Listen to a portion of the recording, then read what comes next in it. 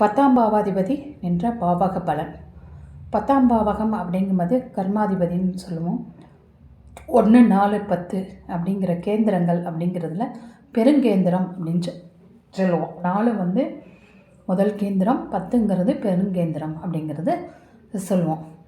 10ல் என்னென்ன இருக்குது அப்படின்னா, கர்மம் அப்படின்னா வேலை தொழில் விஷயமும் கர்மம் தான்.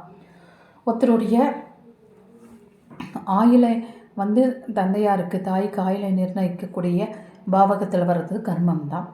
இப்படிங்கிற விஷயத்தில் 10ஆம் இடம் அப்படிங்கும்போது தசம கேந்திரம் அப்படின்னு சொல்லலாம்.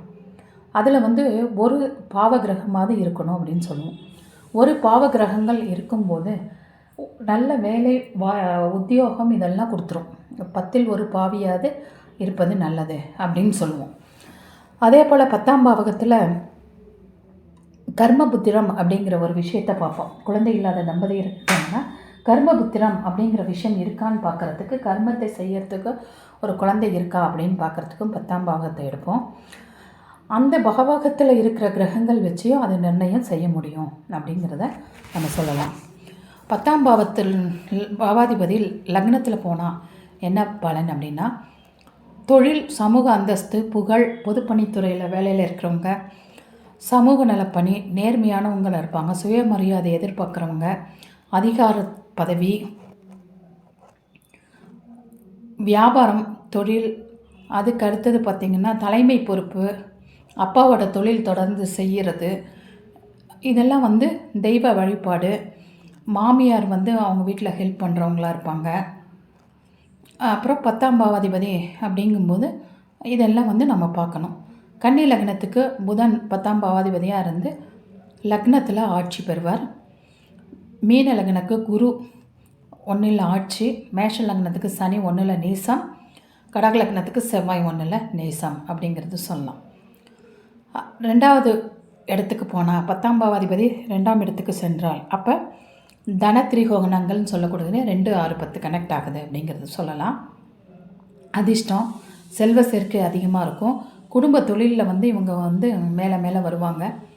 ஆசிரியர், ஜோதிடம், வங்கிப்பணி, உணவு சார்ந்த தொழில் சம்மந்தப்பட்ட கிரகம் இருந்துச்சுன்னா இதெல்லாம் எடுத்து கொடுக்கும். தந்தையோட தொழிலை செய்வவங்க இவங்கெல்லாம் 10ஆம் பாவாதிபதி 2க்கு போகும்போது கொடுத்துரும். மிதுன லக்னத்துக்கு குரு 2ல் உச்சம், சிம்ம லக்னத்துக்கு சுக்கிரன் 2ல் நீசம், துலா லக்னத்துக்கு சந்திரன் 2ல் நீசம். 10ஆம் பாவாதிபதி 3க்கு போனால் சகோதரருக்கு ஒரு நல்ல நிலைப்பாட்டை கொடுத்துரும்.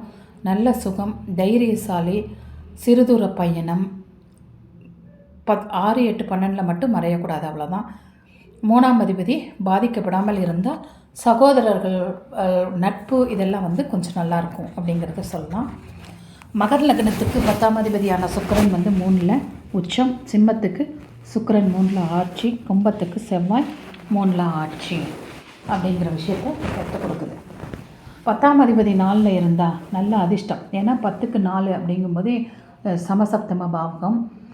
10ஆம் இடத்துல என்ன வேலை செய்கிறோமோ அது 2ஆம் இடத்துல பண வரவை காமிக்கும்.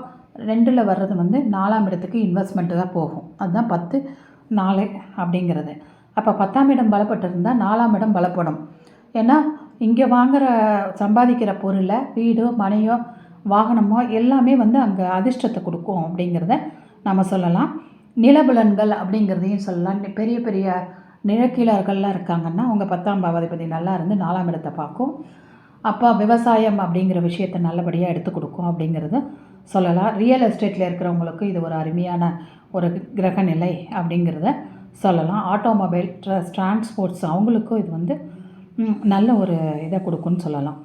தனுசுக்கு புதன் 4ல் நீசமாகிறார். 10ஆம் அதிபதி 4ல் நீசமாகிறதுனால அவங்க மட்டும் கொஞ்சம் பார்த்து என்ன பாத சாரத்தில் இருக்காருன்னு பார்த்து அதுக்கு தகுந்த மாதிரி ஒரு பலன் எடுத்து சொல்லணும். 10ஆம் பாவாதிபதி 5ஆம் இடத்துல இருந்தால் ராஜயோகம் இருக்கும். உள்ளுணர்வு அவங்களுக்கு இருக்கும். என்ன அடுத்தது நடக்கும் அப்படிங்கிற ஒரு நிலைப்பாடெல்லாம் இருக்கும். தொழில் இருக்கும், லாபம், அறிவுத்திறன் அதிகமாக இருக்கும். ராஜதந்திரியாக அவங்க இருப்பாங்கங்கிறத எடுத்து சொல்லலாம். சுவர் சேர்க்கை இருக்கும்போது அவங்களுக்கு நல்ல வழிபாடுகள், தெய்வ பிரார்த்தனைகளில் இருக்கிறவங்களாம் இருப்பாங்க அப்படிங்கிறத சொல்லலாம். இது இவங்களே வந்து 6, 8, 12 இருக்காங்க அப்படின்னா உங்களுக்கு அநாத ஆசிரமத்திலாம் நிர்வகிக்கிறவங்க அப்படிங்கிற பொறுப்பில் இருக்கிறவங்கெல்லாம் இருப்பாங்க. மீனத்துக்கு குரு வந்து 5ல் உச்சம், மகரத்துக்கு சுக்கிரன் 5ல் ஆட்சி, கடகத்துக்கு செவ்வாய் வந்து 5ல் ஆட்சி. 10ஆம் அதிபதி 6க்கு போனால் மருத்துவம், நிதி சிறைச்சாலை சம்மந்தப்பட்ட வேலையில் அவங்க இருப்பாங்க அப்படிங்கிறத சொல்லலாம். சுப பலன்கள் வந்து நிறையா தான் இருக்குது. பகைவர்களும் கூடயே இருப்பாங்க. சுவர் பார்வை வந்து நல்ல ஒரு அதிகார தொழிலை கொடுக்கும் அப்படிங்கிறத சொல்லலாம். பாவர் தொடர்பு இருந்ததுன்னா நோய் பிணி வம்பு வழக்கு இந்த மாதிரி விஷயத்துக்கு எடுத்துகிட்டு போகும். ரிஷப லக்னத்துக்கு சனி 6ல் உச்சம், விருச்சிக லக்னத்துக்கு சூரியன் 6ல் உச்சம், கும்ப லக்னத்துக்கு செவ்வாய் 6ல் உச்சம். 10ஆம் பாவாதிபதி 7ஆம் இடத்துக்கு போனால் நல்ல புத்திசாலி, ஆன்மீக நம்பிக்கை எல்லாமே இருக்கும். சிறந்த பெண் வந்து மனைவியாக அமைவாள் அப்படிங்கிறது சொல்லலாம். கூட்டு தொழிலில் லாபங்கள் இருக்கும். இவங்க தைரியமாக ஒரு பிஸ்னஸ் போடலாம் அப்படிங்கிற மாதிரி சொல்லலாம். மேஷ லக்னத்துக்கு சனி 7ல் உச்சம், கடக லக்னத்துக்கு செவ்வாய் 7ல் உச்சம், தனுசு லக்னத்துக்கு புதன் 7ல் உச்சம், ஆட்சி உச்சம் எல்லாம் ஆட்சி. மிதுன லக்னத்துக்கு குரு 7ல் ஆட்சி, கன்னி லக்னத்துக்கு புதன் 7ல் நீசம். 10ஆம் பாவாதிபதி 8ஆம் இடத்துக்கு போனால் நல்ல நடத்தை வந்து இருக்காதுன்னு சொல்லலாம். கொஞ்சம் ட்ரிங்க்ஸ் அந்த மாதிரி இருக்கிறவங்கலாம் இருப்பாங்க. தொழிலில் வந்து ஒரு இடத்துல ஒழுங்காக உட்கார மாட்டாங்க. பதவி உயர்வு இதெல்லாம் கொஞ்சம் வந்து தடைப்படும். குரு தொடர்போ இல்லை லக்ன சுவரோட தொடர்போ இருந்துச்சுன்னா அவங்க மத போதகர்கள் ஆகிடுறாங்க. அதே போல் சனி தொடர்பில் 10ஆம் பாவாதிபதி இருந்தால் மயானத்தில் அந்த மாதிரி இடத்துல வேலை செய்கிறவங்களாம் வராங்க. அவங்க ஜாதகங்கள் பார்த்துருக்கோம். அந்த மாதிரி இப்போ மின்மயானத்தில் எத்தனையோ பேர் வேலை செய்கிறாங்க. அந்த மாதிரி விஷயத்தை வந்து அது கொடுத்துருது. சிம்மம் சுக்கிரன் 8ல் உச்சம், துலாம் சந்திரன் 8ல் உச்சம், மிதுனம் குரு 8ல் நீசம். 10ஆம் பாவாதிபதி 9ஆம் இடத்துல இருந்தால் கேந்திராதிபதி அப்படின்னு சொல்லக்கூடிய ஒரு விஷயத்தில் போய் உட்கார்றாருன்னா 9, 10 சம்மந்தப்பட்ட இடம் தர்ம கர்மாதிபதிகள்னு சொல்கிறோம். அவங்களுக்கு ஒரு நல்ல வாழ்க்கை, ராஜ வாழ்க்கையே கிடைக்கும். ஆன்மீகம் இந்த மாதிரி அதிர்ஷ்டம் இதெல்லாமே எடுத்து கொடுக்கும். மத போதகர்கள் இவங்கெல்லாம் வந்து இந்த மாதிரி ஒரு நிலைப்பாடு இருக்கும்.